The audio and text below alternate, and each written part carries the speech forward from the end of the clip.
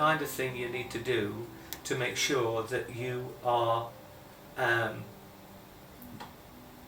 as well as taking the medication that's required, that you are doing the right things to complement the medication, so that the body becomes in tune. It's also as well if you need to abstain from certain things. So for instance, for me, non-dairy, I was always brought up to enjoy full fat milk and salted butter, etc.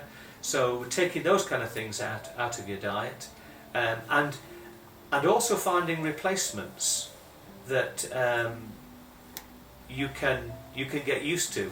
You don't change your tastes overnight, but it's again something you work at. And I suppose one of the things that I learned from Dr. Pilant was the notion of moderation with things. So for instance, if you like alcohol or certain things that possibly from a nutritional point of view are not that good for you, then you either make a decision to cut them out completely or you drastically reduce them. And again, I think the whole kind of notion is to take more control over your life and to your eating and drinking regime, and to think about what you're eating and what you're drinking, and also to make sure that if there are new things that you should put into your diet, different things that you're not used to, that even again if it's not immediately to your taste, then you stick with the protocol, you stick with the process, and I suppose in everything you have to look at the long term. You have to do the things in the short term to make sure that in the long term the outcomes are going to be positive.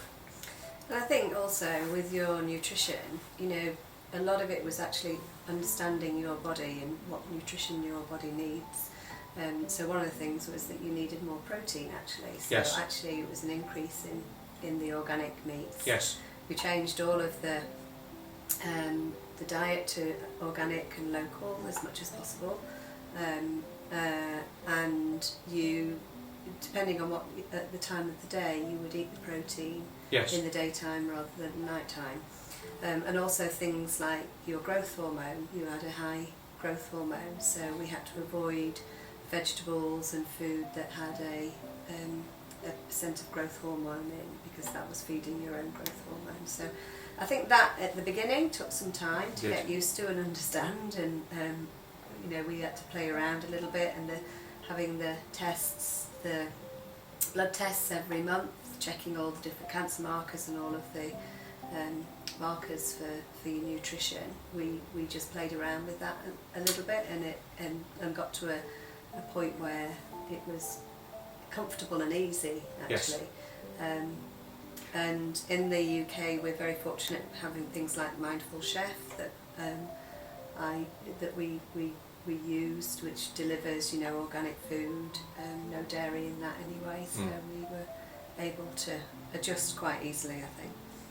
Yeah, and again, one of the things to appreciate about Dr. Pilant's approach to these things is, again, can't stress enough this notion of a holistic approach to things, whereby my particular issue was with prostate cancer, but the detail and depth of the analysis of my bloods to highlight cancer markers was quite broad. So my whole body was being assessed and looked at, and it wasn't just focusing on one particular part of my body.